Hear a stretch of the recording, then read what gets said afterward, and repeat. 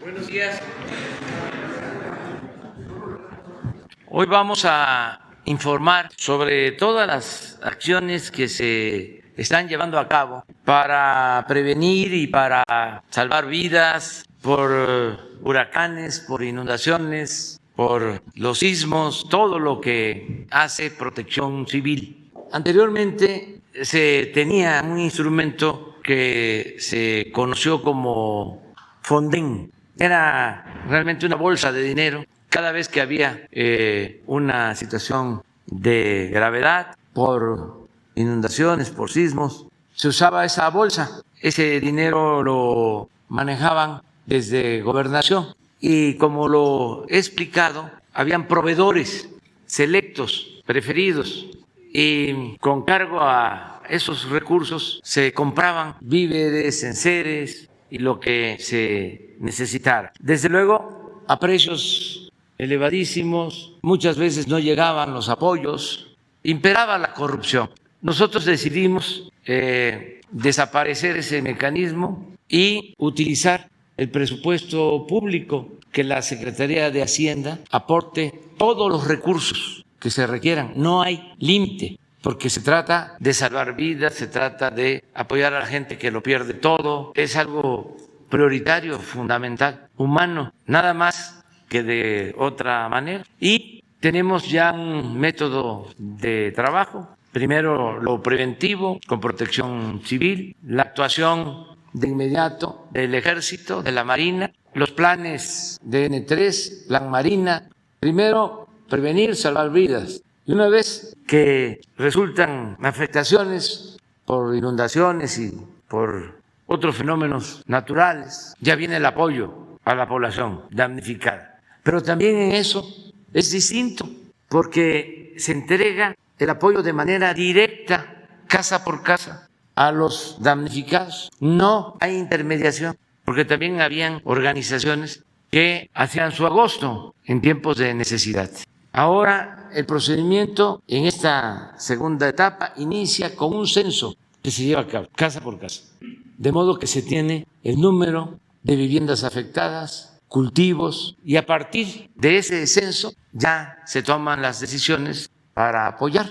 Eso lo hicimos en Chiapas, lo hicimos en Tabasco, lo estamos haciendo en Veracruz, en Puebla, en Hidalgo. Se está preparando lo mismo para Jalisco, Nayarit, Colima, Michoacán y desde luego ahora para apoyar en Tula. Ahora vamos a mostrarles lo que se está haciendo en el caso de Veracruz, de Puebla, de Hidalgo, cómo se está ya trabajando para apoyar a damnificados por el huracán. Vamos a dedicar el día de hoy a informar sobre esto. Todos los que participan y muchos más van a informar, muchos servidores públicos a los que les agradecemos, porque no solo son los directivos, es el caso de los trabajadores electricistas, que son únicos, ejemplares, porque viene un huracán, te deja sin energía eléctrica a miles, millones de familias, de hogares, y empiezan a trabajar los electricistas de la Comisión Federal de Electricidad y se empieza a restablecer el servicio. Y a más tardar, en una semana, ya está al 100. Y estamos hablando de que se caen líneas de transmisión en las comunidades más apartadas y allá van las brigadas. Eso es algo extraordinario. No hay en el mundo acciones como las que estoy describiendo, de trabajadores al servicio del Estado, servidores públicos que se desempeñen con tanta eficacia para atender problemas, y así muchos otros. También contamos con el apoyo de los gobernadores para ejemplificar. Ahora, con el temblor, todos los gobernadores estaban pendientes. Le hablé a la jefa de gobierno y ya estaba en el puesto de mando, ya estaban llevando a cabo sobrevuelos y ya estaban levantando el reporte sobre lo sucedido. Agarré el teléfono, le hablé al gobernador de Oaxaca, ella estaba en Palacio de Oaxaca. Le hablé al gobernador de Puebla, ahí estaba. Y además pendientes. Me costó un poco de trabajo conseguir, porque se interrumpieron las comunicaciones, hablar con el gobernador de Guerrero, pero lo logramos.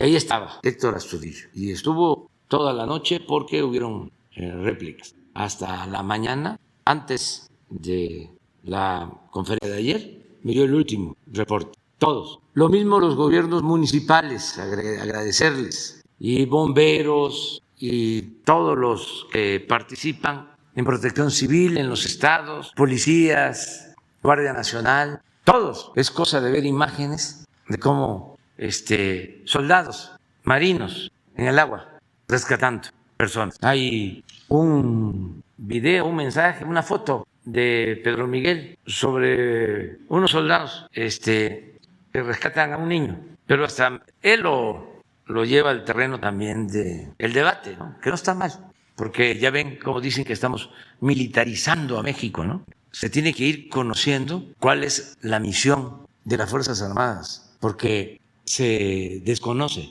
mucho de lo que hacen en beneficio del pueblo, tanto la Secretaría de Marina como la Secretaría de la Defensa. Muchísimo. Son dos instituciones fundamentales para el pueblo de México y se desconocen muchas cosas. A veces les digo a los empresarios que si sabían que la Secretaría de la Defensa tenía un cuerpo de ingenieros militares de primer orden con una capacidad constructiva como ninguna empresa en México, y lo desconocían. Es hasta ahora que se está haciendo el aeropuerto de la ciudad y muchas otras obras que se está dando a conocer, se sabe. Nosotros encontramos como un tesoro, algo que no se conocía, todo un potencial para la transformación del país. Además, es parte de las misiones que por ley le corresponden a la Secretaría de la Defensa, apoyar el desarrollo de México. Pero esto mismo lo tiene Marina en todo lo relacionado con el desasolve, el dragado de ríos, la construcción de embarcaciones. Eso no se sabe. Desde luego, el cuidado de los puertos y muchas cosas. La logística para intervenir en casos de desastre, la logística para distribuir vacunas. ¿Cómo lo hubiésemos hecho sin el apoyo de la Secretaría de Marina, sin el apoyo de la Secretaría de la Defensa para distribuir más de 100 millones de dosis de vacunas, llevarlas hasta las comunidades más apartadas? Todo lo que son servicios médicos, los hospitales de Marina, los hospitales de la Defensa, ahora con la pandemia, todos abiertos al público, atención médica, medicamentos, vacunas gratuitas para todos. Entonces, ¿a eso le llaman militarizar? No, es aprovechar esto. Miren esa foto, es de Tula, ¿no? Y así dicen los conservadores. No puedo con tanta militarización impuesta por AMLO. Esta es la militarización. Nuestro reconocimiento a los soldados, que son pueblo uniformado, no lo olvidarlo. Es gente muy sensible porque es parte de nuestro pueblo. No es un ejército de élite, es un ejército que surge de abajo. Siempre lo digo para que no se olvide. Los soldados son hijos de campesinos, hijos de obreros, de maestros, de comerciantes, de mecánicos. Pero no solo los soldados, los oficiales, los generales de división del pueblo. Y nos están ayudando mucho. Bueno, vamos al informe. Empieza la licenciada Laura Velázquez, Coordinadora Nacional de Protección Civil. Muchas gracias, señor presidente. Con su permiso, muy buen día a todos y a todas. Informamos al pueblo de México y a los medios de comunicación aquí presentes sobre el huracán Grace y sobre el programa de restablecimiento de apoyo para la población afectada. A manera de introducción, en esta lámina hago una exposición muy breve porque ya la he presentado aquí a través de ustedes. Solo mencionar que el huracán Grace fue un poderoso huracán que se convirtió en el más fuerte que haya tocado el estado de Veracruz, que como ya conocemos, el pasado sábado 21 de agosto entró por Veracruz, tocó tierra, Veracruz, después Puebla e Hidalgo.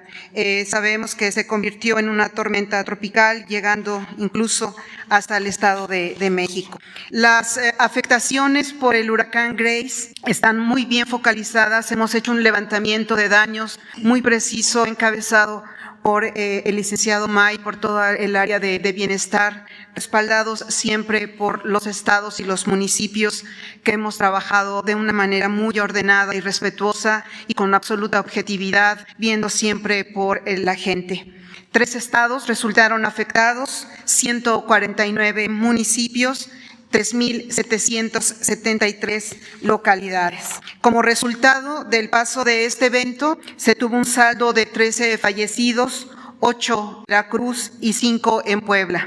En Veracruz, como ya lo mencioné, 28 municipios afectados, 1.803 localidades. En Puebla, 69 municipios, 1.356 localidades. Y en el estado de Hidalgo, 52 municipios, 574 localidades. Los secretarios aquí presentes van a hacer mención de cada una de las evaluaciones y de la proyección del restablecimiento de todos los estados. Solo haré mención de lo más relevante en números redondos. 45.361 viviendas, estoy hablando de Veracruz, 546 derrumbes o deslaves, 56 vías de comunicación, 52 corrientes desbordadas, usuarios afectados por el servicio eléctrico 456.880 y 80 puentes. Es muy importante que resaltemos, como ya lo mencionó aquí el señor presidente, el trabajo coordinado que realizamos con los estados y los municipios. Sin embargo, también es muy importante que resaltemos el liderazgo y el compromiso, básicamente, del gobierno federal que encabeza las acciones de Sedena, de la Guardia Nacional, de Marina, de Conagua, de la CFE, de Bienestar, de SEDATU, de la Secretaría de Comunicaciones y Transportes. Un total de 12.502 elementos de las 3 órdenes de gobierno estuvimos trabajando incansablemente, sin parar, antes, durante y después del huracán Grace en el estado de Veracruz, en Puebla y en Hidalgo. Importante mencionar que los recorridos que realizamos antes de que llegara el huracán fueron muy importantes. Esta es una de las acciones principales que se realiza Protección Civil, respaldado con Sedena y Marina, con toda la logística que ellos cuentan y además con los estados y municipios, es alertar a la población sobre la llegada de una tormenta o de un huracán. Si es necesario realizar las evacuaciones, por supuesto, activar los refugios temporales y los mismos que tengan todos los suministros necesarios para que la población en lo que está en estos refugios tengan lo más indispensable para sobrevivir en lo que pasa, en este caso, el huracán. Repito, el antes puede ser hasta 10 días antes, dependiendo del pronóstico que nos permita el sistema meteorológico a través de Conagua, que nos ha ayudado evidentemente a estar muy cerca de la gente y alertar sobre los daños que podría causar el huracán. Sedena y CEMAR han realizado una distribución muy importante, como lo mencionó el señor presidente, de manera directa, un trato directo con la población afectada. Ellos han entregado los insumos de ayuda humanitaria de manera directa a la población con el apoyo de Protección Civil federal, estatal y municipal. Tenemos que resaltar, sin lugar a dudas, el trabajo de la CFE, encabezado por el licenciado Bartlett, y de todos los trabajadores de esta comisión tan importante. El restablecimiento de la energía eléctrica de 868.996 usuarios por parte de la CFE en las zonas afectadas, que como ya sabemos, el 100% está restablecido. Conagua, con todas las actividades desde el alertamiento hasta el desasolve en zonas inundadas y el suministro de agua potable. Tenemos que hacer un énfasis y un agradecimiento muy importante por el compromiso y por la transparencia con la que están trabajando en los estados. En este caso de Grace, resaltar el trabajo del estado de Veracruz, su protección civil a cargo de la doctora Osorno y el maestro Cuitláhuac García, gobernador de Veracruz, asimismo de los gobernadores de Puebla y de Hidalgo, por ayudarnos a trabajar de una manera muy coordinada. Voy a mencionar a ustedes en el estado de Veracruz, verdaderamente inaudito, casi 9,000 servidores públicos en la calle, trabajando desde barrer, limpiar, ayudar a la gente, mover, ayudarlos a mejor moviendo sus enseres, alertando, todos, absolutamente, lo mencionó así el gobernador Cuitláhuac, que ahí estaban los de finanzas, los de administración, los de deportes, los de cultura, todos, absolutamente los servidores públicos estaban en la calle antes, durante y después de este huracán Grace. No podemos dejar a un lado el esfuerzo tan importante que han realizado los municipios. Ellos son los que conocen a precisión cuáles son las calles que pueden ser afectadas, cuáles son las viviendas que pueden ser posiblemente inundadas, y ellos son nuestros guías para poder alertar a la población. Después de realizar el alertamiento y atender la emergencia, el auxilio, que es fundamental, que repito, perdonen, pero no me cansaré de decirlo, porque sin ellos definitivamente no podríamos salir adelante. Está el trabajo de Sedena, de Marina y de Guardia Nacional, que ellos se convierten en la voz, en los pies, en las manos, en nuestro camino de la protección civil. Ellos representan mucho trabajo y representan salvar vidas en nuestro país cuando se trata de un fenómeno natural. Por instrucciones del señor presidente de México, se está impulsando un plan de apoyo a personas afectadas por el huracán Grace en Veracruz, en Puebla y en Hidalgo. Como parte de esta estrategia a damnificados por el paso de este huracán, el pasado 25 de agosto, el presidente de México dio la instrucción de dar comienzo con las actividades para atender a la población. Como primer proceso, se instruyó el levantamiento de un censo de vivienda que realiza Bienestar con todos nuestros compañeros de Bienestar, a fin de identificar la magnitud del evento y reponer en una primera instancia los enseres domésticos de las familias afectadas, así como de brindar apoyo a productores y agricultores. Por supuesto que también tenemos que resaltar y decir una y otra vez, Sedena, Marina son quienes entregan directamente a las personas, a las familias afectadas por estos fenómenos naturales, el insumo o los enseres. Con una absoluta transparencia, con la rendición de cuentas a la que estamos obligados los servidores públicos de los 3 órdenes de gobierno, estamos realizando un trabajo de una coordinación estupenda para poder ayudar a la población. Las secretarías de Bienestar, de SEMAR, de Sedena, SCT, SEDATU, CONAGUA, la Secretaría de Seguridad, la Coordinación Nacional de Protección Civil, asimismo como Agricultura y la CFE, todos unidos apoyando a toda la población afectada por este huracán Grace. Agradecemos muy en particular y nuestro más alto reconocimiento a la población, que ha actuado con mucho compromiso, con una cultura de la protección civil, entendiendo que salvar sus vidas es lo más importante, ya que de lo que se llegue a perder el gobierno federal se encarga. Como bien lo ha mencionado el señor presidente, ustedes podrán ver que nuestro trabajo de protección civil y de coordinación en todo el gobierno federal, porque no hay una sola instancia que se quede afuera, de alguna manera todos estamos involucrados cuando hay un fenómeno natural y todos están siempre alertas, ayudando. Esto nunca antes había pasado. Es la primera ocasión que el gobierno federal nos unimos de tal manera para ayudar a la gente con mucha transparencia. Estamos comprometidos, no necesitamos de ningún Fonden, no necesitamos de ningún fideicomiso, tenemos la convicción y el compromiso, somos gente íntegra que está comprometida a salvar vidas y vamos a hacer todo lo que corresponde para ello. Muchas gracias a la población de México, gracias a los estados, a los gobernadores y por supuesto a los presidentes municipales y a todos los secretarios, secretarias y en general a los servidores públicos federales por respaldarnos en estas acciones de rescate y de apoyo a la población afectada por Grace. Eso sería todo, señor presidente. Muy buenos días a todas y a todos. Con su permiso, señor presidente, el 21 de agosto el huracán Grace tocó tierra en el estado de Veracruz, provocando afectaciones en esa entidad, al igual que en Puebla y el estado de Hidalgo.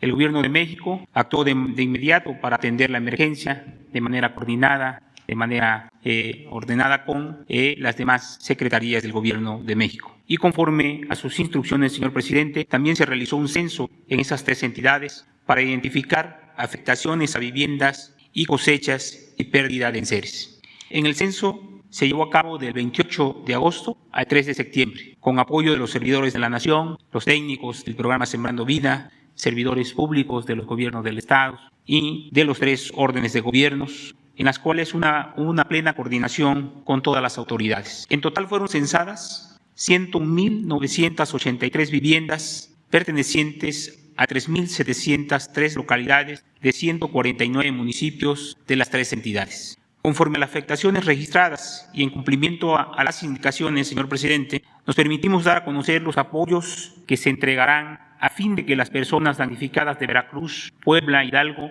comiencen cuanto antes su recuperación. Este apoyo va a ser de manera directa, sin intermediario, como fueron sus indicaciones. En 64.513 viviendas de los 3 estados se entregará un apoyo único por vivienda de 35,000 pesos en efectivo, lo cual representa una inversión de 2.258 millones de pesos, con el objetivo de que las familias afectadas puedan hacer reparaciones o reconstruir sus casas para volver a la normalidad lo más pronto posible. Para la recuperación de las cosechas o animales, se entregarán 47.484 apoyos de emergentes a productores. Cada uno de esos apoyos será de 4.500 pesos en efectivo, haciendo un total de 214,000 millones de pesos. Finalmente, con el propósito de recuperar bienes perdidos en 51.396 viviendas, esto lo informará la Secretaría de la Sedena, donde se entregarán los enseres. En suma, para la recuperación de personas damnificadas por el huracán Grace en Veracruz, Puebla e Hidalgo, se entregará un total de 111.997 apoyos con una inversión de 2.472 millones de pesos. Del total de apoyos, 64.513 serán para reconstrucción o reparación de viviendas y para recobrar enseres, mientras que en otros 47.484 serán para productores. La entrega de los apoyos en efectivo se realizarán del día 14 al 21 de septiembre de manera directa, sin intermediarios, sin corrupción y sin tardanzas. Y los paquetes de enseres, pues ya la Secretaría de la Defensa nos informará cuándo serán entregados. Es cuanto, presidente. Muchas gracias. Señor presidente, con respecto a las despensas. La que sigue, por favor. Con respecto a la repartición de despensas en los municipios afectados, son 27. En los colores azules corresponde donde la Secretaría de Marina está trabajando y los de color verde donde está la Secretaría de la Defensa. La que sigue, por favor. En lo que se refiere a despensas del 21 de agosto al 8 de septiembre, se han repartido 103.192 despensas, la Secretaría de la Defensa 87.778, la Secretaría de Marina 15.414. Quedan disponibles 30.514. ¿Qué significa esto? Que los seguimos repartiendo despensas en los municipios afectados. El paquete de despensas se compone de más o menos, son 15 kilos en total. Tiene avena, pasta para sopa, frijol, harina de trigo, leche en polvo, café soluble, azúcar, sal de mesa, lata de atún, harina, puré de tomate, galletas, etc. La diferencia entre lo que pasaba antes y el día de hoy es que en instalaciones, ya sea de la Secretaría de la Defensa o la Secretaría de Marina, se compra los insumos, ahí mismo se fabrican las despensas en sí y se empiezan a repartir. Van a los lugares apartados y se van repartiendo casa por casa, no se juntan las personas y se les da ahí, porque pues a veces lo que pasaba es que una familia se llevaba 5 o 6 despensas. Tiene que ser casa por casa para que les toque a todas las familias. La que sigue, por favor. En lo que se refiere a otros insumos que se han estado entregando, que es el agua, muy importante para ese tipo de eventos, la Secretaría de la Defensa puso una planta potabilizadora y de ahí es donde se está repartiendo el agua a las diferentes unidades. La Secretaría de la Defensa lleva repartido 145.308 litros, la Secretaría de Marina 24.848. La Secretaría de la Defensa Nacional, en total, 283.300 litros es lo que se ha producido, y en total, 453.159. Y también a la Secretaría de Marina le correspondió empezar a repartir kits de limpieza y aseo personal. Llevamos alrededor de 1.600 y se sigue con esa repartición. Gracias. Con su permiso, señor presidente, continuamos con el informe. Durante los primeros momentos, la primera fase de ayuda a la población, la fase más complicada, la fase de emergencia. Se realizaron algunas acciones para atender las necesidades y se entregaron unos paquetes de emergencia para que fueran las familias resolviendo algunas de sus necesidades prioritarias. Estos paquetes fueron proporcionados por el Gobierno federal a través de la Coordinación Nacional de Protección Civil. Fueron 13.732 paquetes de enseres. Estos paquetes estaban constituidos con láminas, colchonetas, cobertores, agua también, kit de aseo y kit de limpieza. Estos 13.732 paquetes fueron distribuidos, 6.702 por la Secretaría de la Defensa Nacional en las áreas que ya estableció el almirante secretario y por parte de la Secretaría de Marina 6.093 de estos paquetes. Con esta ayuda se pudo atender, repito, en una primera fase, en la fase de emergencia, en la fase más crítica, a 21 municipios, totalizando 12.795 familias que resultaron beneficiadas con este apoyo. Adelante, por favor. Ya aquí vemos algunas fotos de las acciones que se están realizando para poder hacerle llegar a las familias este paquete. Adelante. Posteriormente, ya con la fase de recuperación, en donde ya se inició el censo de todos los damnificados de las familias y cuáles eran la parte que habían perdido.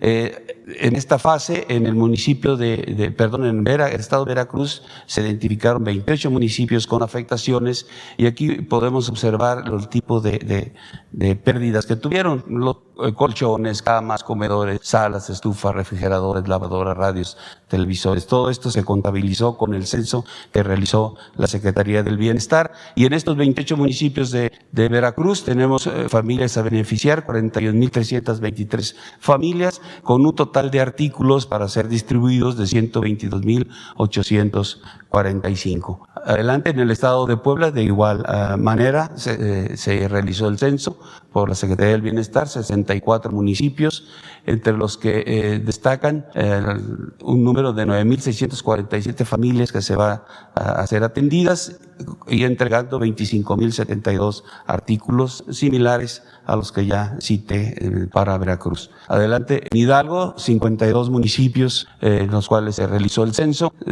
se va a beneficiar a 426 familias con un total de 1.226 artículos. Adelante, aquí tenemos el resumen por Veracruz, 41.323, Puebla 9.647, Hidalgo 426. Total 51.393 familias que se les va a proporcionar este apoyo.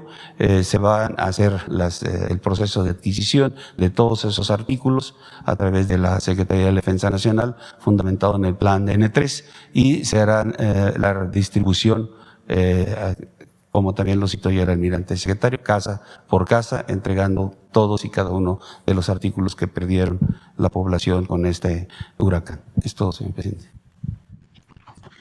Muy buenos días. Con su permiso, señor presidente. Del 23 de agosto a la fecha, la ST, en estrecha coordinación con los gobiernos de Veracruz, Hidalgo y Puebla, llevó a cabo la identificación, evaluación y cuantificación de los daños derivados por el paso del ciclón Grace, conformando un comité específico de evaluación en cada entidad federativa. Al día de hoy, en las redes federales y estatales se contabiliza un total de daños de 713 en los 3 estados. De este número, 354 son de atención inmediata. Esto quiere decir que se trata de acciones de rápida respuesta para abrir paso en caminos y carreteras. Por otra parte, registrados 359 daños que demandan tareas de reconstrucción ubicados únicamente en la red estatal en las 3 entidades. En el rubro de los daños que han requerido una atención inmediata, se canalizará una inversión del orden de 317 millones de pesos. De este importe, 36 millones corresponden a la red federal, en tanto que 281 millones restantes son para la red estatal. Cabe mencionar que en el caso de la red federal, los caminos y carreteras nunca interrumpieron el tránsito vehicular, ya que los daños se atendieron de inmediato y no fueron muy severos. Sin embargo, no fue así en la red estatal, donde se tuvieron mayores afectaciones, que precisan de tareas de reconstrucción a las que se destinará una inversión de 1.852 millones de pesos. En resumen, el total estimado para atender los daños tanto en la red federal como estatal en las tres entidades asciende a 2.169 millones de pesos. La siguiente, por favor. Los principales daños presentados de manera recurrente en las tres entidades pueden clasificarse de la siguiente manera. La identificación de 267 derrumbes, caída de tierra, piedras y árboles sobre la superficie de rodamiento, derivado de los flujos constantes del agua y el viento. Detectamos 195 socavaciones del terreno, así como 38 afectaciones en puentes como consecuencia de las fuerzas del empuje del agua. También se registraron 213 desprendimientos de carpeta asfáltica y baches en la superficie de rodamiento. La siguiente, por favor. Un recuento de los daños ocasionados en las tres entidades arroja los siguientes datos. En el caso del estado de Veracruz, se tienen 40 municipios afectados con un total de 182 daños, donde destacan principalmente las labores de reconstrucción en la red estatal. Los recursos totales en este estado son del orden de 1.211 millones de pesos. En Hidalgo se registran 12 localidades municipales con afectaciones y 455 daños que serán atendidos con una inversión de 832 millones de pesos. En tanto que en el estado de Puebla se identifican 41 municipios y un total de 76 daños para cuya atención se canalizarán 126 millones de pesos. La siguiente, por favor. En el estado de Veracruz se han atendido 3 carreteras de la red federal en 6 municipios, mientras que la red estatal se trabaja en 179 daños detectados en 40 municipios. En Hidalgo se han realizado acciones en 4 carreteras de la red federal ubicadas en 12 municipios. En lo concerniente a los trabajos de reconstrucción de la red estatal, sobresalen las tareas de reposición de la carpeta asfáltica, reconstrucción de puentes y construcción de muros de contención. Es importante mencionar que estamos incrementando las fuentes de trabajo en cada punto de atención inmediata en la red federal, mientras que la red estatal en cada entidad federativa está desplegando un esfuerzo similar. De acuerdo a sus instrucciones, señor presidente, seguimos muy pendientes de los efectos derivados de la actual temporada de lluvias, tanto en estos estados como en otros puntos del territorio nacional, así como el efecto del sismo en el estado de Guerrero. Muchas gracias. Pues este es el informe. Nada más repetir de que nos falta, hay un plan que conviene mostrarlo. Sí, un mapa. ¿Por qué no lo ponen y lo explican, por favor? Sí. Es en la presentación del evento, perdón. Ya, es este. Claro que sí. Con su permiso, presidente, el día de hoy hicimos este recorte de la ayuda humanitaria que realiza el Gobierno de México en todo el territorio nacional. Le presenté este informe al señor presidente y es muy importante compartirlo, ya que aquí podemos ver con mucha claridad cómo tenemos la afectación por el Pacífico del paso del huracán Nora y en el Golfo de México tenemos la afectación de Grace. Nosotros, todo el gobierno federal, por instrucciones del señor presidente, estamos atendiendo a cada uno de los estados y municipios que resultaron afectados por el paso de estos huracanes o afectados por alguna tormenta tropical. En lo que respecta a las declaratorias de emergencia, tenemos 6 declaratorias de emergencia. ¿Esto qué significa? Que estamos apoyando a la población con víveres, con insumos, con láminas, con despensas de muy buena calidad. Ya presentaré en algún momento, si me lo permite el señor presidente, cómo están incluidas ahora este tipo de despensas, porque hay unas que son de sobrevivencia, que como ya lo mencionó el general secretario, se entregan en un primer momento, en el momento inmediato de la emergencia, cuando la gente está en un refugio tal vez, y después se da una de mantenimiento que es para cuando ya regresan a sus domicilios. Los estados de Sinaloa, 2 declaratorias de Veracruz, Michoacán y Jalisco, y estamos en proceso de atender la de Hidalgo por las lluvias intensas que tuvimos desde el pasado martes y miércoles en Hidalgo, directamente en el municipio de Tula. Tenemos a 63 municipios apoyados.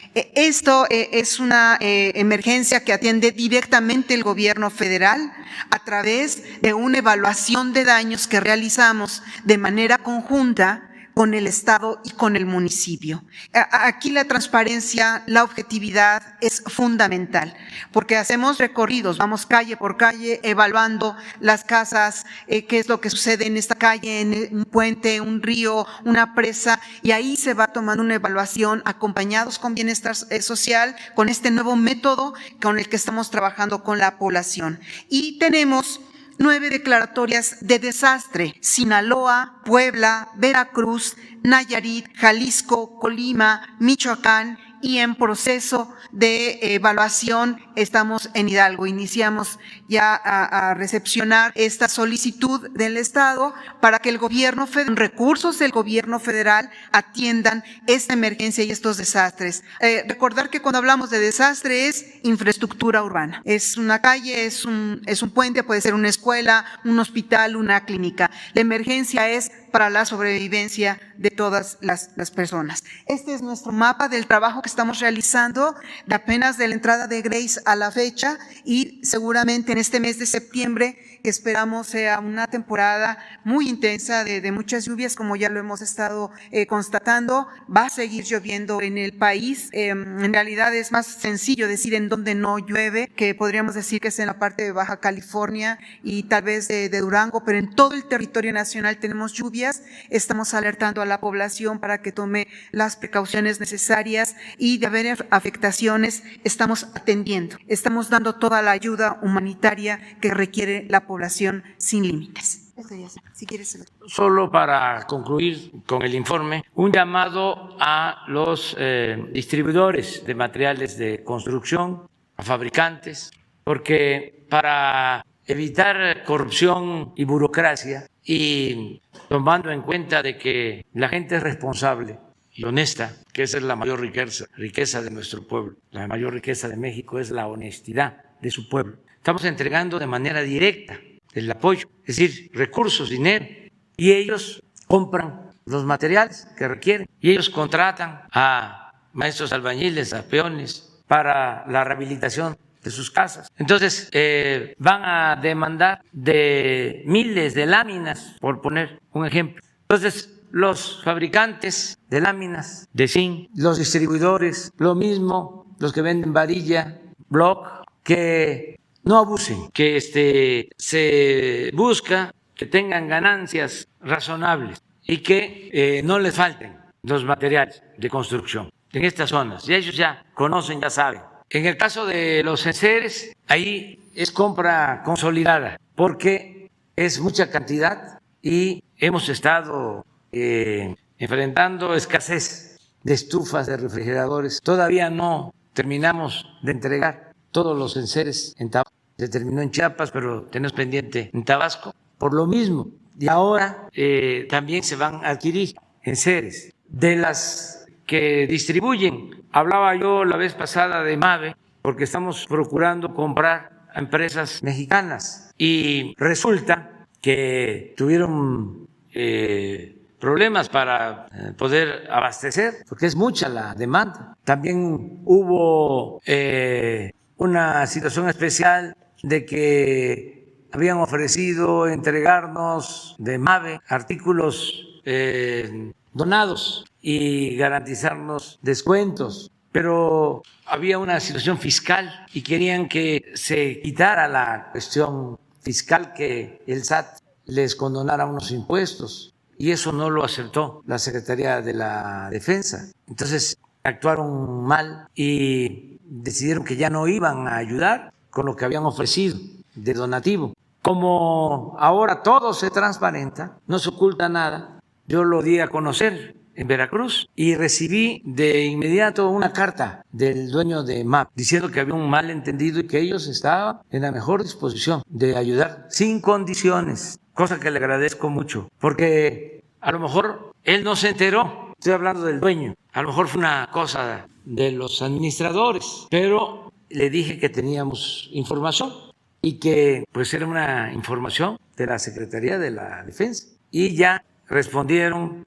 en una actitud muy positiva. Quiero aprovechar para hacer este reconocimiento. Entonces, eso nos está limitando, pero no es un problema estructural, y les diría que es un problema mundial. les hablaba yo de que en Estados Unidos se compra un refrigerador y lo entregan en 90 días. Hay un problema de transporte de contenedores. Están aumentando los precios del transporte de carga en barcos y en contenedores. Hay demora a nivel mundial y han aumentado los precios. Un contenedor, pues, es una caja, para que todos entendamos, donde se ponen los productos que se adquieren, y esa caja es la que se sube a los barcos. Y son miles de cajas en cada embarcación. Entonces, está aumentando el precio, se está demorando la llegada de mercancías de Asia a Europa, de Asia a América. Hay un incremento de precio. Por eso, no vamos a dejar de insistir que lo más importante es consolidar la producción de mercancías en América. Nada más se debe de considerar, y hay otros factores. El flete, lo que significa producir electrodomésticos en México para el mercado de Estados Unidos, para el mercado de Canadá. El ahorro en flete, si se traen esas mercancías de Asia. Sobre eso estamos hablando mucho con el gobierno de Estados Unidos. Agreguen la calidad de la mano de obra mexicana, centroamericana, la creatividad de los trabajadores mexicanos. Entonces, de ahí la importancia de consolidar el comercio, todo lo que tiene que ver con el tratado. Ya se está entendiendo, y no solo es América del Norte, es toda América, así como existe la Unión Europea, ir más allá del tratado que tenemos firmado con Estados Unidos y Canadá, incluir América Central y a toda América. Esto requiere de una política nueva en lo económico, en lo comercial, también para que no haya desbalances, porque está creciendo muchísimo Asia, en lo económico, en lo comercial. Y necesitamos mantener equilibrios, porque si no hay equilibrios económicos, comerciales, se va a buscar compensar esas debilidades con el uso de la fuerza, con lo bélico, y eso no lo queremos. Ese es nuestro planteamiento general. Bueno, ya hablamos bastante nosotros y tenemos 4 compañeros esperando. Aldo Mesa. Gracias, señor presidente. Aldo Mesa, de Noticias Telemundo. En temas de migración, el martes hablaba usted y decía que había que tener cuidado y cuidar a los migrantes, y el propio canciller presentaba unas láminas en donde informaba que se había rescatado a 750 migrantes tan solo en 3 hechos. Y ayer el Instituto Nacional de Migración informaba el rescate de otros 648 migrantes en Nuevo León. Casi 1.400 migrantes secuestrados y rescatados, según se informó esta semana. Mi pregunta es entonces, ¿qué está haciendo el gobierno de México, no solamente para prevenir este tipo de secuestro y de inseguridad contra los migrantes, que es de miles, por lo menos en esta semana 1.400, pero sobre todo para combatir a los grupos de la delincuencia cuando se tienen detectados por parte de la propia Fiscalía de México a grupos de cárteles del narcotráfico? Estamos trabajando todos los días para garantizar la paz, la tranquilidad, pero hay una realidad, un hecho inocultable. Hay más presencia del crimen organizado en el Bajío, en el norte del país, que en el sureste. No es lo mismo Yucatán, inclusive Quintana Roo, Campeche, Chiapas, Tabasco, Oaxaca, Guanajuato, Zacatecas, Tamaulipas, Sonora, Baja California, Chihuahua. Entonces, tenemos que cuidar que los migrantes estén en el sur-sureste, protegerlos, porque dejarlos que transiten por todo el país, que atraviesen todo el país sin ninguna protección, es muy riesgoso. Esto que estás señalando es cierto. Se están encontrando grupos que están en poder de la delincuencia y no debemos de olvidar lo que sucedía. Habían asesinatos, fusilamientos, masacres de migrantes. No queremos eso. Claro, lo más importante de todo, y eso se está tratando hoy en Washington, es que Estados Unidos debe tomar la decisión de apoyar a los países pobres, a los países centroamericanos, y atender las causas que originan el fenómeno migratorio, que la migración sea opcional, no forzada, que no sea por la falta de empleos, por hambre, por necesidad, por inseguridad, que la gente tenga posibilidad de trabajar y de ser feliz donde nació, donde están sus familiares, sus culturas. Eso es lo que van hoy a volver a plantear al gobierno de Estados Unidos, que de inmediato se trabaje en Centroamérica, porque no ha habido nada en años. Algunas cosas a través de agencias y de la llamada sociedad civil, pero no le llega el apoyo a la gente. Les estamos proponiendo que de acuerdo a la experiencia exitosa que tenemos en Chiapas del programa Sembrando Vida, que se aplique en Guatemala, que se aplique de inmediato en Honduras, en El Salvador. Lo mismo en Jóvenes Construyendo el Futuro, que de inmediato y que en 6 meses tengamos ya resultados, que tengamos 300, 400 mil centroamericanos ya trabajando en sus pueblos, garantizándoles el empleo y garantizándoles además que van a tener oportunidad de una visa de trabajo temporal para ir a Estados Unidos a trabajar, porque se necesita la fuerza de trabajo en Estados Unidos. No hay trabajadores en Estados Unidos, en Canadá. Y por el otro lado tenemos un flujo migratorio desordenado, riesgoso, es bastante hipócrita. Y eso tiene que ver también con la política, o con todo respeto, con la politiquería, con la cuestión partidista, con la cuestión propagandística, porque se acusan unos y otros. Yo hago un llamado a que no se politice este asunto y que se busque una solución de fondo estructural. Porque es muy fácil para un político estar nada más declarando en un sentido o en otro. Y nadie quiere hacer nada porque tiene que tomar en cuenta el efecto político o el costo político que va a tener una decisión. Afortunadamente el presidente Biden ha dado muestras de querer iniciar una nueva política migratoria. La reunión de hoy es muy importante para que iniciemos una etapa nueva, porque no ha habido atención a la población que se ve obligada a emigrar. No ha habido en años nada. Todo es contener, todo es coercitivo. Y no es así como se van a resolver los problemas sociales. Ahora hay esta circunstancia muy favorable. Con todo respeto, estoy planteando al presidente Biden en la carta que de dónde va a salir la fuerza de trabajo para realizar su importante plan de fortalecimiento de la infraestructura en Estados Unidos. ¿De dónde van a salir los trabajadores de la construcción? Porque no es nada más dinero, se requiere el trabajo para producir. Es igual de importante la fuerza de trabajo que el capital por la empresa. ¿Qué se hace sin los trabajadores? Entonces, por eso sí consideramos que debe de haber un cambio y estamos confiados porque es muy buena la relación y se ha estado trabajando en ese sentido para iniciar una política nueva. En una segunda pregunta, presidente. Decenas de testimonios de migrantes, principalmente de Centroamérica, hablan de abusos policíacos, de abusos por parte del personal del Instituto Nacional de Migración, e incluso hablan de que estos mismos funcionarios públicos son los que negocian y entregan a los migrantes con los grupos de la delincuencia organizada. Si este gobierno tiene como eje rector el combate a la corrupción, ¿cómo hacer para que estos elementos, sean de fuerzas policiales o del Instituto Nacional de Migración, no incurran en este tipo de circunstancias? Y aprovecharía también preguntarle al secretario de la Defensa. Se ha denunciado por parte también de los migrantes que algunos militares, o por lo menos personas vestidas con el uniforme militar, son los que los entregan y los que los extorsionan. ¿Se tiene alguna denuncia de algún personal militar relacionado en estos delitos? Yo te contesto las dos cosas. No tenemos información sobre eso. Hay ahora toda una campaña de desinformación muy alentada por nuestros adversarios, pero no es la regla. Pueden haber excepciones, como lo que se vio en las imágenes con los ciudadanos haitianos que fueron maltratados, injustamente maltratados, por 2 trabajadores de migración. Nada más. En todos los casos hay completo, absoluto respeto a los derechos humanos de parte de servidores de migración, de la Guardia Nacional, de Marina y de la Secretaría de la Defensa. No hay una sola denuncia de que militares, esto quiero que quede completamente claro para no mentir, ni una sola denuncia de que militares hayan entregado a migrantes a la delincuencia. Eso no existe. Eso posiblemente se daba antes. Ahora hay una separación. Esto es parte del cambio. Una cosa es la delincuencia y otra cosa es la autoridad. Ya hay una frontera. No hay contubernio. No hay asociación delictuosa.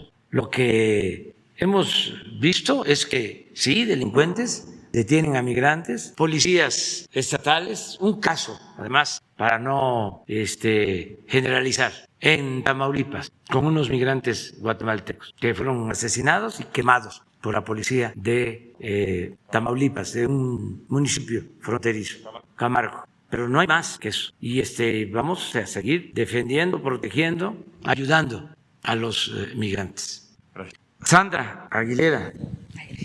Gracias, presidente. Sandra Aguilera, de Grupo Persa Comunicaciones. Presidente, usted ha señalado e incluso puesto en evidencia en estas conferencias diversos actos de corrupción y nepotismo en el Poder Judicial Federal. Le estoy dando seguimiento a una investigación en curso sobre unos magistrados federales en Morelia, Michoacán, Omar Liévano, Gilberto Guzmán y Froilán Muñoz Alvarado, quienes concedieron un amparo a un secuestrador. Dicho secuestrador es Óscar Aníbal Álvarez. Este amparo se lo dieron porque es hijastro de uno de ellos, de uno de los magistrados. La madre es Esmeralda Ruiz, la pareja sentimental de Gilberto Guzmán. Además, tienen trabajando ahí dentro del Poder Judicial, en los tribunales, a los familiares del mismo secuestrador. Entonces hicieron una red y estos magistrados y estas personas que están trabajando están en los diversos juzgados, tanto en la Ciudad de México ahora como en Michoacán. Sabemos, porque usted lo ha reconocido, que el ministro Saldívar ha sido un gran combatiente del nepotismo y la corrupción. Mi pregunta es, ¿considera usted que logrará en su periodo imponer una sanción ejemplar a dichos servidores y poder completar la transformación de ese poder? Gracias. Yo pienso que sí, se está avanzando en el Poder Judicial, sobre todo en lo que tiene que ver con la judicatura, el Consejo de la Judicatura, que es como el Poder Judicial al interior del Poder Judicial. Son los encargados de revisar el comportamiento de jueces, de magistrados, de ministros, de todos los trabajadores, este Consejo de la Judicatura. Entonces, ellos tienen que revisar todos estos asuntos, castigar a jueces, a magistrados, a ministros que actúen de manera deshonesta. Esa es su función y sí, se está avanzando, no como uno quisiera, pero hay que tomar en cuenta que es mucho el rezago, el atraso, cómo se dejó que se arraigaran estos vicios de corrupción, de nepotismo, de influyentismo. El Poder Judicial debe de limpiarse, como el Poder Ejecutivo, como lo estamos haciendo y todavía no terminamos. Todos los poderes hay que limpiar de arriba para abajo. Cómo se limpian, cómo se barren las escaleras. Eso hay que seguirlo haciendo y tener confianza en el Consejo de la Judicatura, en el Poder Judicial, de que sin injerencia del Poder Ejecutivo como era antes, este mismo poder se va a renovar y ayuda mucho el hecho de que sea presidente de la Suprema Corte una persona íntegra como el ministro Saldívar. Entonces, sí se tiene que ir avanzando en la renovación y ayuda mucho también el que se denuncie, porque antes no se denunciaba. Si se le preguntaba a la gente cuántos ministros tiene la Suprema Corte de Justicia, pues no se sabía, pero se sabía menos si se les preguntaba, dame 2 nombres de esos 11 ministros. 1, se sabía menos si se le preguntaba, dame el nombre de 3 magistrados, y mucho menos, dame el nombre de 5 jueces. Era un poder ajeno completamente. Parecía como el castillo de la pureza. Ahí no pasaba nada, nunca se castigaba a un juez, nunca se castigaba a un magistrado, nunca se castigaba a un ministro, nunca. Empieza a saberse de que existe la judicatura y que tiene esa función hace relativamente poco. Por eso es el tiempo de que empiecen a actuar y limpiar. Y nosotros tenemos que estar atentos y denunciar a los malos servidores públicos. Nada más que también procurar hacerlo con pruebas, sin el ánimo de juzgarlos, sin elementos, que no haya juicios sumarios, que no haya linchamientos públicos, linchamientos mediáticos, sin dejar de denunciar, pero cuidar nuestros comportamientos, autolimitarnos cuando se trata de mencionar, señalar, denunciar a personas.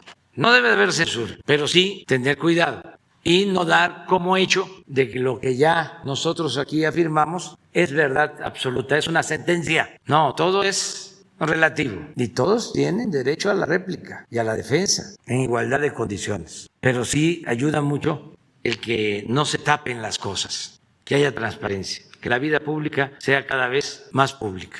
Gracias, presidente. Por otro lado, hay muchas quejas de la CRE, ya que tienen detenidos cientos de permisos y quisieran saber si es por burocracia o si hay otra razón de que ya no estén dando los permisos. Y la Comisión Nacional de Hidrocarburos, CNH, quien derivado de la reforma energética de Peña Nieto, otorgó contratos de exploración y extracción de hidrocarburos para empresas derivadas para la explotación del petróleo, llamadas rondas. O bloques petroleros. En estos bloques petroleros, en los contratos, existe una cláusula que obliga a estas empresas a intervenir en actividades de capacitación y transferencia de tecnología para beneficiar a estudiantes, trabajadores e instituciones de educación superior nacional. Quisiéramos saber si nos puede dar un informe de las cantidades invertidas por las empresas como Repsol, Petronas, Shell, etcétera, que hayan invertido en esto que se les solicita de la capacitación. Vamos a pedirle un informe a la secretaria de Energía, Rocío Nale. Lo que puedo comentar es que todos esos contratos que se entregaron, pues no han dado buenos resultados. Se entregaron como 110 contratos a empresas para extraer petróleo. Se les entregaron bloques en tierra y en mar, concesiones para que en esos bloques, en esos territorios, ellos pudieran perforar y sacar petróleo y pagar una comisión al Estado. Las llamadas asociaciones públicas, privadas, de utilidad compartida. Bueno, para eso fue la llamada reforma energética. Entregaron esos contratos, engañaron de que iba a llegar mucha inversión extranjera, a raudales, iba a llegar dinero, la dolariza, decían. Ahí viene la dolariza. Pues no llegó nada. Y de esos 110 contratos, son muy pocos los que están activados. La mayoría no tienen ningún trabajo, no hay ninguna inversión. Ya en términos legales, hasta se podrían cancelar. No lo hacemos porque harían un alboroto y es innecesario, porque nosotros estamos resolviendo el problema de la producción, rescatando a Pemex. Si les recuerdo sobre lo que iban a producir con estos contratos, para estas fechas estaríamos pues produciendo como 3 millones de barriles diarios. Eso dijeron, está en los considerandos de la ley que se reformó o que reformó varios artículos de la Constitución, que íbamos a estar produciendo muchísimo. Pues nada, debemos estar produciendo de esos contratos después de 5, de 6 años, cuando mucho, 40,000 barriles diarios, del 1.750.000 que se producen, 40,000 con los contratos de la llamada reforma energética. ¿Saben qué hicieron algunos? Pues obtuvieron los contratos porque tenían agarraderas, tenían influencia en las llamadas rondas y vendieron los contratos. Pura especulación, pero son muy pocas las empresas que están produciendo. Entonces tu pregunta, si están cumpliendo con el darle trabajo a jóvenes o formarlos, pues te adelantaría de que no lo están haciendo porque no están cumpliendo en general con los compromisos que adquirieron cuando se les entregaron los contratos. De todas maneras, vamos a pedirle el informe a la secretaria de Energía. Gracias, presidente. Ya por último, tenemos una denuncia en contra de Miguel Ángel Espíndola Bustillos, que es actualmente el titular de la notaria 120. Esto por violencia física, sustracción de sus hijos, golpes a su hija, a sus hijos y a su esposa. Lo encontraron en flagrancia, fue detenido, pero él compró su libertad. Volvemos a lo mismo del caso de los jueces.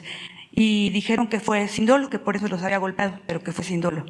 Los jueces familiares de Naucalpan han sido intimidados también por dicho notario y no resuelven conforme a derecho porque los tiene amenazados o les da dinero. Los nombres de ellos los tenemos para pues, posteriormente dárselos.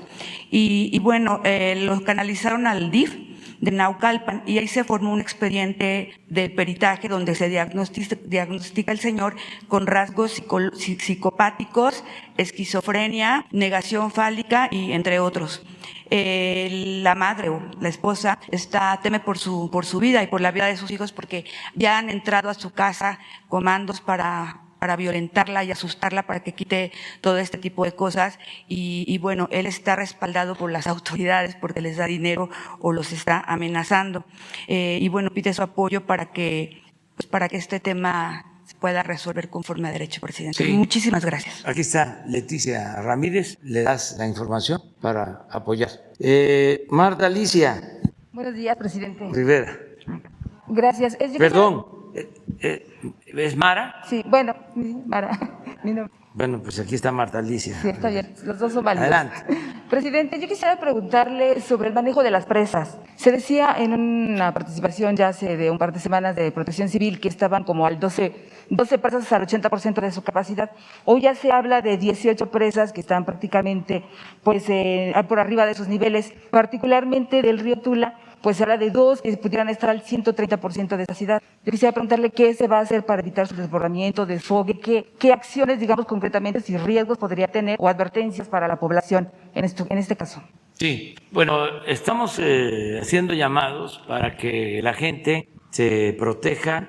Han habido traslados a albergues, en el caso de Tula, porque no baja el nivel o ha bajado muy poco. Entonces, se tiene una atención especial, Conagua está trabajando, en efecto, se rebasaron las presas más allá de su capacidad. Esto fue lo que provocó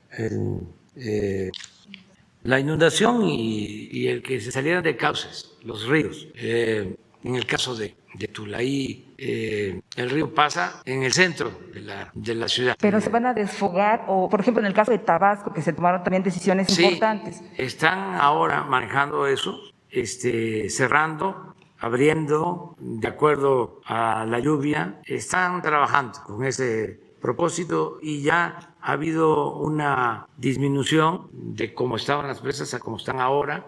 Hoy nos informaron sobre eso y vamos a estar atentos para el manejo. El desbordamiento del río Tula se debió a eso, a que estaban totalmente llenas las presas. Hubo mucha lluvia, muchísima lluvia y ahí donde está el hospital, el cauce es bastante angosto, es más angosto, y ahí no resistió, y ahí se produjo mayor inundación. Es el centro de la ciudad, y se están viendo las presas río arriba y las presas abajo, y se está atendiendo. Todo el equipo de Conagua está ahí. En una segunda pregunta, presidente, ¿se acuerda que le habíamos planteado este tema de la importación, de este decreto que le hicieron firmar sin saber a detalle qué se estaba dando respecto a los vaporizadores de tabaco? Bueno, pues resulta que usted dio la orden, ¿no?, de derogar, de echar bajo este decreto. No ha ocurrido así.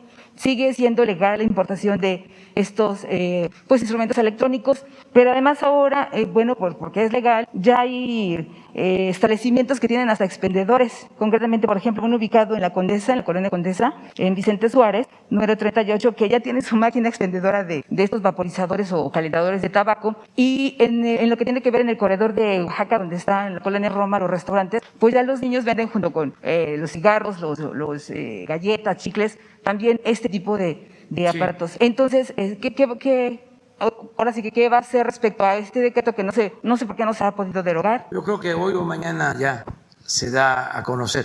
Lo tiene el secretario de Gobernación, ya lo vio con las autoridades de salud y se da a conocer hoy o mañana.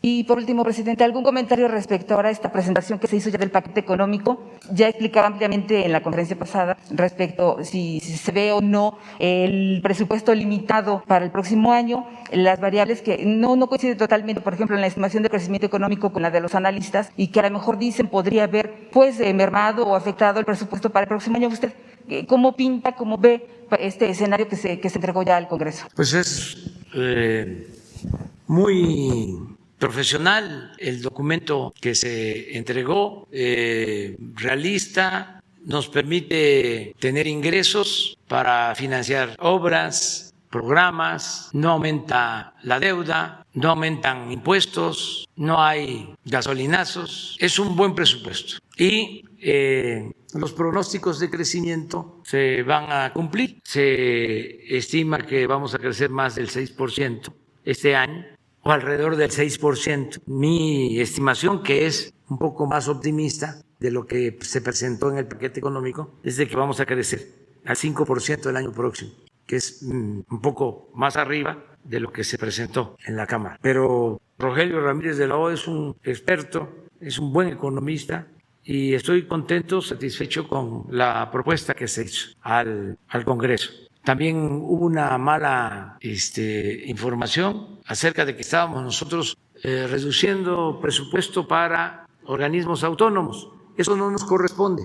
Eso es un asunto de Poder Legislativo. Nosotros recibimos de organismos autónomos sus presupuestos y como los recibimos, se envían al Legislativo. La Cámara de Diputados es la que tiene la facultad exclusiva de aprobar el presupuesto público. Entonces, por lo que nos corresponde a nosotros, en cuanto a presupuesto federal, es bastante equilibrado, es garantizar financiamiento para todos los programas de bienestar, considerando los aumentos a las pensiones, considerando mantener los programas de bienestar y compensarlos con aumentos acordes a la inflación. También se contempla presupuesto para el Tren Maya, para el Istmo, para las refinerías, para las carreteras, mantenimiento de carreteras, construcción de carreteras, reconstrucción, modernización de carreteras, caminos rurales. Se garantiza todo el presupuesto para continuar haciendo los caminos en Oaxaca. Desde luego se considera el presupuesto para terminar el aeropuerto Felipe Ángeles, que lo vamos a inaugurar el 21 de marzo y que, por cierto, mañana vamos a informar sobre el avance de esta importante obra. Y también ya se considera en el nuevo presupuesto lo que va a invertirse en la construcción del aeropuerto de Tulum. Se considera en el nuevo presupuesto todo lo necesario para garantizar el derecho a la salud, atención médica, medicamentos gratuitos. Ya llevamos invertidos hasta ahora 35,000 millones de pesos en compra de vacunas. No han faltado las vacunas, no ha faltado el presupuesto para lo fundamental. Ya tenemos pagado hasta por anticipado el paquete de claves de medicamentos que requerimos para centros de salud, para hospitales. Está garantizado también el presupuesto para pagar a todos los servidores públicos sin despedir a nadie. En fin, es un buen presupuesto y en la ley de ingresos hay dos modificaciones que van a ayudar, de simplificación. Ya una vez que se analice el presupuesto en la Cámara, la ley de ingresos, le vamos a pedir al secretario de Hacienda que lo presente aquí, que presente el proyecto, tanto de ley de ingreso como de presupuesto, para que todo el pueblo sepa sobre el presupuesto. Pero yo sí les puedo adelantar, no hay aumentos de impuestos, no hay gasolinazos, no hay aumento en las tarifas de energía eléctrica, está garantizado el apoyo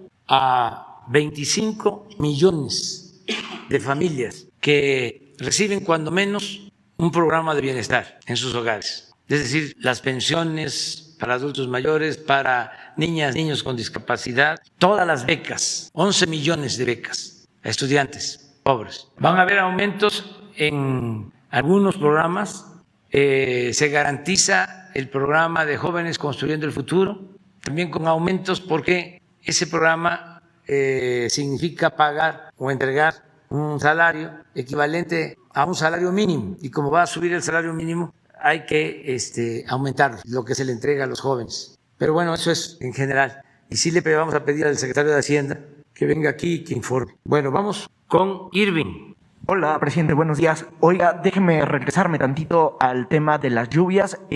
¿Cuál es la preocupación con la información que tienen a esta hora de la mañana de lo que está ocurriendo en Hidalgo? ¿Qué tan preocupante es la situación que hay? Se habla de que hay más de 30,000 personas afectadas. ¿Qué número tienen ustedes o cuál es la estimación? Tenemos ya un corte hasta ayer al mediodía. A ver, ¿por qué no lo informas? De afectaciones. Sí. Vivienda. Sí, gracias. Sí, claro que sí. Muchas gracias. Así es, en efecto, hay un corte. El más reciente es de 31,000 viviendas afectadas. Estamos todavía en el momento de evaluación. Les comento que el día de ayer tuvimos una acción muy importante preventiva que realizamos en el centro de Tula. Hubo evacuación de las personas para prever cualquier accidente por lo que estábamos hablando de las presas y tal vez el posible desbordamiento del río de Tula. Afortunadamente no fue así, pero han sido acciones muy importantes que hemos realizado. Estamos en el momento de evaluación, en comunicación permanente.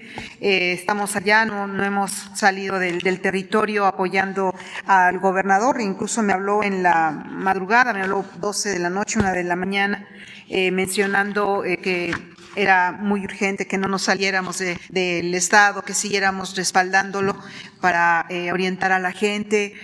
La verdad, la gente ha sido muy seria, muy comprometida, atendiendo al llamado de Protección Civil y de todas las instancias para poder salir de sus casas si es que hay riesgos. Tenemos activados los refugios temporales. Estamos trabajando. ¿Cuántas personas están en estos refugios temporales? Un promedio de 250 personas que vienen. Hay veces que nada más llegan a dormir. En el transcurso del día se van a sus trabajos, van con familiares, con amigos y llegan a dormir. Es la parte centro de Tula, no es todo el municipio. En la parte centro es en donde tenemos evacuado a la gran mayoría de la población. ¿Cuántas fuerzas federales están en Hidalgo esta mañana? No tengo el dato preciso, pero estamos todos, está Sedena, Guardia Nacional, Marina, la Coordinación Nacional de Protección Civil, Bienestar también estaba ahí en la mañana, Servicios de Salud, todos las instancias federales que necesitamos estar ahí atendiendo a la población con agua, es importantísimo, con agua, con los anfibios que nos han ayudado a sacar a la gente de sus domicilios para llevarlos a un lugar seguro. La verdad, ellos son ahorita los que están pues llevando el liderazgo de las acciones, ya que partimos de su pronóstico de lluvias. Ya cuando tenemos la lluvia nos indica si hay algún problema con alguna presa que lleve agua a los ríos, nos mantienen comunicado. Por ejemplo, ayer a la 1 de la tarde recibí el llamado del ingeniero Germán, director general de Conagua, para decirme que probablemente se podría desbordar el río Tula, para lo cual tuvimos una acción inmediata. En fin, hay una comunicación permanente con todos. Seguimos ahí trabajando muy de cerca. ¿Por qué no se evacuó el lunes? ¿Por qué no hubo como tal? Ayer mencionaba el gobernador en una entrevista por la tarde que no había habido una evacuación porque no se había emitido una alerta de Conagua. ¿Qué fue lo que pasó el lunes o el martes? ¿Por qué la gente se inundó, sobre todo en este hospital del Seguro Social y en esta parte? Es como que no queda un poco claro. ¿Fue una falta de que se haya emitido una alerta? ¿Alguien se equivocó o de plano la naturaleza no dio margen? No, a fuerza de ser sincera, nuestro trabajo de alertamiento es muy puntuales, incluso lo hacemos a través de redes sociales, a través de ustedes, medios de comunicación, principalmente de radio y televisión, que nos permiten alertar a la comunidad, y lo hacemos también entre la población. Lo hacemos principalmente con Protección Civil Municipal y del Estado para ir alertando y hacer la evacuación. Sí se hizo evacuación en Tula. Lamentablemente lo que pasó en este hospital es que se quedó incomunicado. No hubo manera de asistirlos porque no pudieron comunicarnos lo que estaba sucediendo. Si no hubiéramos evacuado el centro de Tula en la madrugada del lunes para amanecer martes, hubiera sido mayor la afectación. Sí hubo evacuación, pero lamentablemente en este hospital hubo incomunicación y la lluvia fue muy súbita. La inundación también fue en 10, 15 minutos, inundó el hospital. Fue mucha lluvia. Oiga, mucha lluvia. ¿Cuál es la estimación ahora de los daños que hay en Ecatepec? Ayer el alcalde decía que había 120,000 damnificados. Esta cifra, eso no es real. No, estamos en evaluación. Justo estamos en esa evaluación. Hay que considerar que también hay mucha agua todavía. Tenemos que esperar a que baje un poco la inundación para que podamos nosotros transitar en algunas calles y ver cuáles son los daños certeros. El número último que tenemos es de 31,000 personas afectadas. Tal vez se modifique, es un número preliminar. Estamos en la evaluación. Muy probablemente mañana tengamos mayor claridad de los daños en infraestructura, tal vez escuelas, hospitales o los caminos. Tendremos mayor claridad y también en la afectación de personas. ¿Se requiere que la gente done algo? No. ¿O con la ayuda del gobierno federal basta? Como ya lo he descrito aquí ante ustedes, hemos estado trabajando de manera coordinada para poder hacer llegar a través de Sedena y de Marina y Guardia Nacional los insumos que requiere la población. Hay suficiente, no hay faltante de alimentos, de atención, comida caliente para cuando se requiera. No necesitamos nada. Evidentemente que si hay donaciones, siempre serán bienvenidas. Hay una manera, todos los mexicanos lo hacemos de una manera altruista, lo hacemos de una manera inmediata. Pero el gobierno federal está actuando de una manera muy puntual y oportuna. Oiga, ayer los damnificados bloquearon Ecatepec, hubo ahí un bloqueo por la tarde. ¿A ellos ya se les está apoyando por parte del gobierno federal o no había estado apoyando el gobierno estatal? No lo tengo claro. No, ahí hemos estado. Incluso hoy estuve dando unas imágenes y unos videos de cómo Sedena y Guardia Nacional están ayudando a hacer el desasolve y la limpieza de las avenidas y también de las viviendas. Ellos son en realidad los que están ayudando, también con el apoyo del Estado y del municipio de Ecatepec. Se está atendiendo a la población. Gracias. Presidente, una duda más. ¿Tiene el dato de cuántos? Sí. Mire, el general Sandoval va a informar de los efectivos que están en Tula.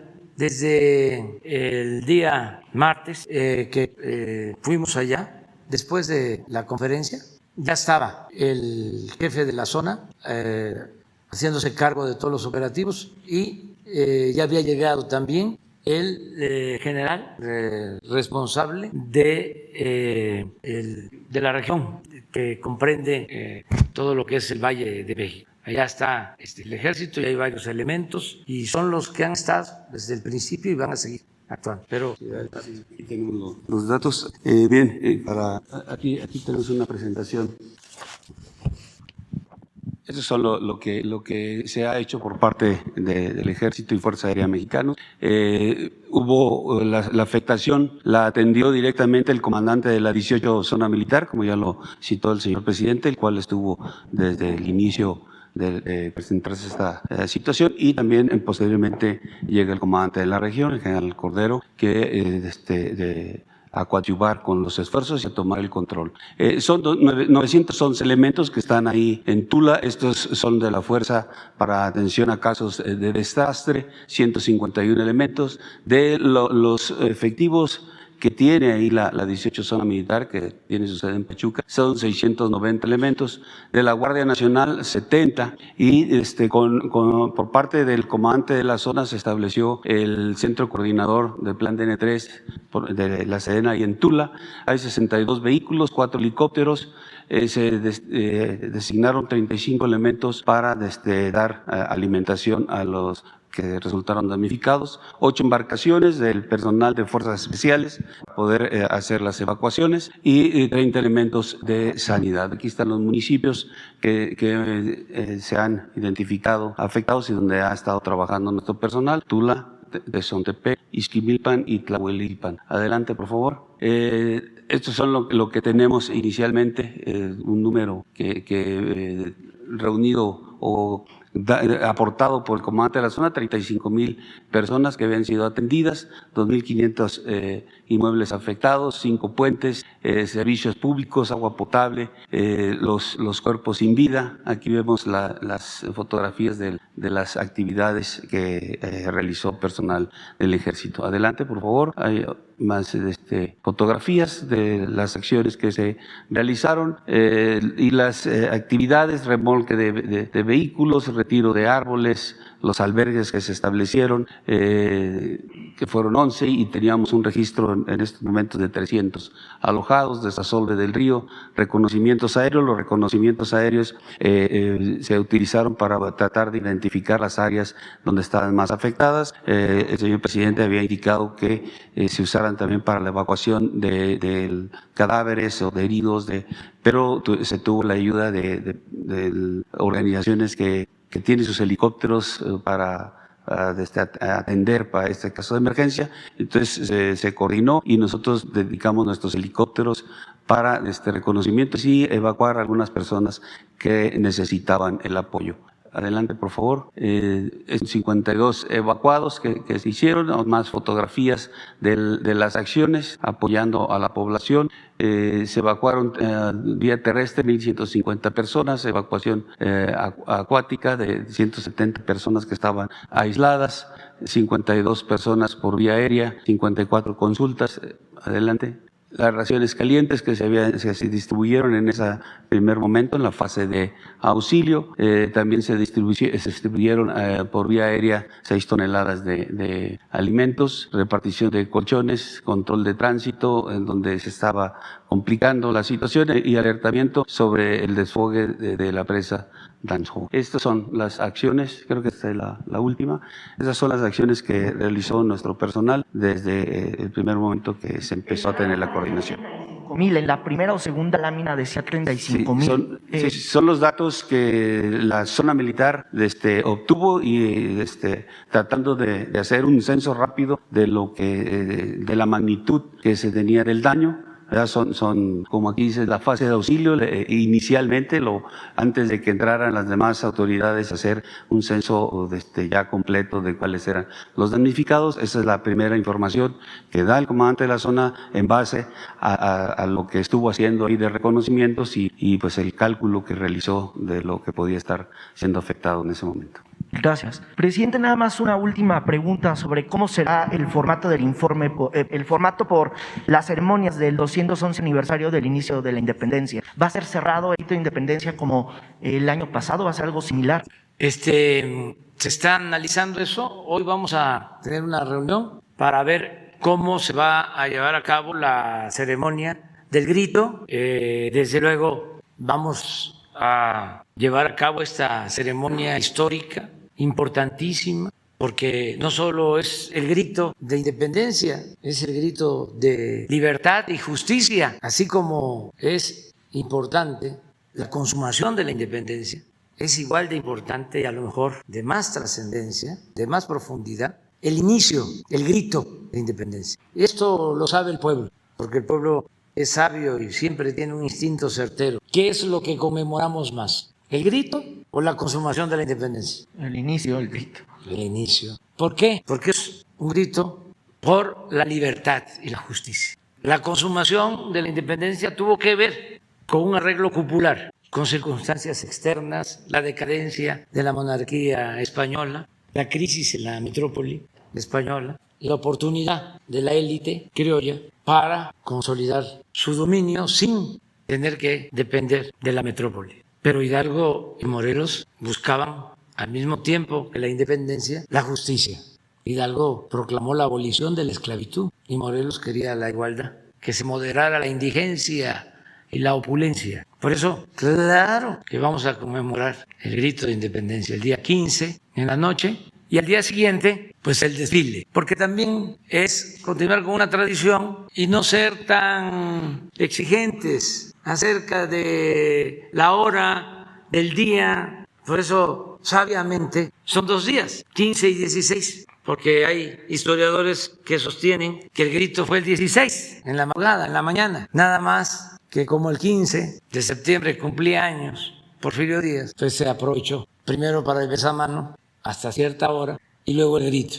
Y ya se quedó así. ¿Y para qué lo cambiamos? Así está bien. Entonces es el grito y al día siguiente el desfile, que es lo que vamos a analizar por la situación de la pandemia. Pero sí también tenemos que conmemorar el día 16. Entonces se perfila que la plancha del Zócalo el 15 de septiembre esté vacía de nueva cuenta. Estamos viendo cómo se va a llevar a cabo. Gracias, presidente. Ya terminamos. Ya. A ver, nada más, porque tenemos un invitado especial. Gracias, presidente. Le agradezco porque vengo de Madrid y vengo a preguntarle. Bueno, soy Alberto Peláez otra vez. Le digo otra vez, presidente, porque ya estuve aquí hace 2 meses. En aquel entonces, hace 2 meses, cuando vine, presidente, yo hablé del cariño que tengo por este país y el conocimiento que tengo de este país porque yo he vivido aquí y porque lo conozco muy bien y porque he venido infinidad de veces. Y lo que le voy a comentar rápidamente, no me lo han contado, no lo he visto, no lo he leído, lo he vivido, lo he visto. Este país que tiene graves problemas estructurales, en algunas ocasiones fundamentalmente económicos, Pero a pesar de esos problemas económicos que ha tenido México, sin embargo, desde el punto de vista social, aquí ha habido siempre una estabilidad social, especialmente en la década de los 80, los 90, los 2000, cuando yo viví y venía aquí por México siempre, ¿no? Con algún claroscuro, pero en general sí había una estabilidad social. Sin embargo, señor presidente, yo en los últimos 3 años veo que esa estabilidad social se está quebrando cada vez más. Que empieza a haber una preocupante polarización que antes no existía aquí en México y en parte... Mire, los periodistas, presidente, somos guardianes de las palabras, somos los cancerberos de este común idioma que es el español. Y de aquí han salido palabras que pueden resultar duras, ¿no? La palabra fifí, que es nueva, o la palabra chairo, que no es tan nueva. Y eso, desde luego, no hace más que no contribuir más que a la polarización que hay en este país. Yo le he escuchado a usted, señor presidente, en muchas ocasiones que había que darse abrazos y no balazos, que todos teníamos que unirnos los mexicanos. Porque la cuarta transformación iba a ser y debe de ser, y usted lo ha dicho muchas veces, la confraternización de los mexicanos, la unión de los mexicanos, la juxtaposición de los mexicanos. Y usted que ahora está hablando, señor presidente, del 15 de septiembre, estamos en el mes patrio, estamos en el 15 de septiembre, a lo mejor sería una muy buena oportunidad para empezar. La pregunta que le formulo, señor presidente, es ¿qué se va a hacer desde el gobierno, desde la cuarta transformación, para que ya no esté la sociedad dividida y comience de verdad a haber una unión, una juxtaposición y una concordia entre los mexicanos? Gracias, presidente. Sí, fíjate que estoy de acuerdo con tu planteamiento, pero no coincido.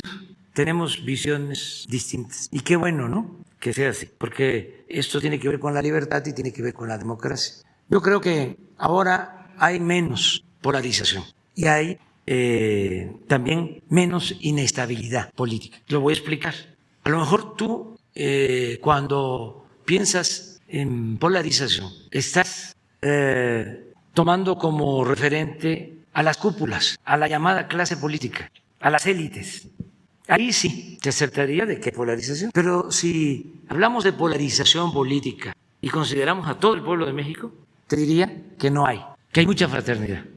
Polarización económica y social, esa sí existe, ¿no? Y estamos buscando que cada vez sea menor. Hay una monstruosa desigualdad económica y social en el país, heredada de siglos, desde hace 500 años, y muy profundizada en lo que nosotros llamamos periodo neoliberal o neoporfirista. Es cuando se profundizó más la desigualdad económica y social, donde unos cuantos se hicieron inmensamente ricos y se empobreció a la mayoría del pueblo, con las políticas privatizadoras que consistieron en trasladar bienes del pueblo y de la nación a particulares. Y hay pruebas, es cosa nada más de revisar las listas de la revista Forbes y estudios hechos por el Banco Mundial, incluso por el Fondo Monetario Internacional, acerca de cómo creció la desigualdad en el periodo neoliberal. Como nunca, Morelos decía, lo acabo de pronunciar, que se moderara la indigencia y la opulencia, y en los últimos tiempos en México se produjo más desigualdad que la que había hace 200 años. Eso por lo que tiene que ver con la polarización. Y luego, sobre la inestabilidad, no existe, no hay movimientos de protesta. Hubo un movimiento de protesta que se llamó Frena, o se llama Frena, pero no se sostuvo. ¿Qué otro movimiento de protesta? Afortunadamente no han habido, y nosotros los mexicanos estamos viviendo pues un momento estelar, porque estamos resolviendo nuestras diferencias por la vía pacífica y por la vía electoral. ¿Sabes en dónde se dio la confrontación? En las pasadas elecciones, en las urnas. Se instalaron casi todas las casillas. No hubo problemas graves y se resolvió. El pueblo puso a cada quien en su lugar. Entonces, yo creo que vamos bien. Hace poco le agradecía a los opositores porque han actuado de manera responsable, a pesar de que se están llevando a cabo cambios profundos. Estamos arrancando de raíz la corrupción y desde luego que están resultando personas, grupos afectados en sus privilegios, gente que no quiere dejar de robar, que se malacostumbró. Pero aún con eso no pasa de cuestionamientos duros, a veces insultos, pero no pasa a mayores. Y el país está creciendo, estamos saliendo más pronto de la crisis que otros países, que países europeos, no nos endeudamos como en otros países. Los pronósticos son que vamos a crecer este año 6%. ¿Sabías que cuando entré al gobierno se tenían reservas en el Banco de México por 176,000 millones de dólares? Y ahora las reservas del Banco de México son 206,000 millones de dólares. Han crecido las reservas del Banco de México 30,000 millones de dólares, como nunca, que es una cifra histórica. Nunca se había visto en los últimos tiempos, en la historia reciente, de que en vez de devaluarse, el peso se fortaleciera. En el tiempo que llevamos no se ha depreciado nuestra moneda. Esto no pasó en los sexenios del periodo neoliberal. No ha aumentado la deuda. Tenemos récord en remesas de nuestros paisanos, que se ha portado muy bien. El año pasado 40,600 millones de dólares de remesas. Este año vamos a estar por encima de 48,000 millones de dólares de remesas. Estamos recuperando todos los empleos que se perdieron por la pandemia. Somos el principal socio comercial de Estados Unidos. Tenemos récord en llegada de inversión extranjera, récord histórico. Y ha crecido el salario de los trabajadores como no sucedía en 40 años, el salario de los trabajadores. Esto no pasa en otros países. No aumenta el precio de la luz como en España, con todo respeto. No aumenta en términos reales el precio de las gasolinas, del diésel. Estamos corrigiendo los incrementos en el precio del gas. O sea, vamos muy bien y pues nos importa mucho el que no dejes de estar aquí, que siempre nos acompañes. Presidente, además una pequeña matización. Yo le pregunto una cosa, me parece bien que aquí no suba el precio de la luz y que el país vaya cada vez mejor. De verdad que me congratulo porque yo me siento mexicano y en la medida en que México crezca, todos creceremos. No, pero yo no le hablaba estoy de acuerdo con usted en las grandes desmedidas que ha habido siempre económicas, los grandes desequilibrios que ha habido económicos, que son fruto de lo que pasa hoy, ¿no? Ahora, yo le estaba hablando de una cosa distinta, le estoy hablando de la polarización. Y perdón, presidente, y lo digo con todo respeto, pero yo he venido aquí muchas veces y lo veo. No me lo tiene que contar nadie, no lo tengo que leer, lo veo, presidente. Por eso le pregunto y le insisto, ¿qué van a hacer ustedes, experimenten ustedes, de la Cuarta Transformación para que haya una concordia entre los mexicanos? Por eso le decía que ahora estamos en el mes patrio, pues podría ser una buena oportunidad, presidente. Sí, estamos buscando convencer, persuadir de que ya no podemos seguir con el mismo régimen de corrupción, de injusticias, de privilegios. Pero es un proceso. Ya muchos están internalizando esta nueva realidad. La verdad que están haciendo un gran esfuerzo, empresarios, integrantes de clase media, que son muy susceptibles a la manipulación. No todos, pero sí hay un sector de clase media que, imagínate que todavía se deja engañar, intimidar, asustar por el comunismo. Ahí viene el comunismo. Mucho atraso, pero poco a poco se va tomando conciencia de que debemos de garantizar las libertades, que debemos de, sobre todo, actuar buscando la igualdad en este país con tanta pobreza. Y la gente lo entiende, los empresarios. Esto que comentaba yo sobre MAVE, una empresa, de inmediato responde el dueño mayoritario y dicen que ayudo. Y mucha gente, ahora con la tragedia por el metro en Tláhuac, acaba de anunciar la jefa de gobierno que ya las empresas se hacen cargo de los daños y sin presupuesto adicional se hacen cargo de reconstruir toda la línea, no solo donde hubo el accidente o el tramo en que se mal construyó y se cayeron estas traves, no, todo. El primero en aceptar fue Carlos Slim. Le planteó la jefa de gobierno y vino aquí a decirnos, yo me hago cargo, yo me hago responsable. Y la segunda empresa que aceptó fue ICA, lo mismo. Y la empresa de los trenes, no es Bombardier, creo que es CAF.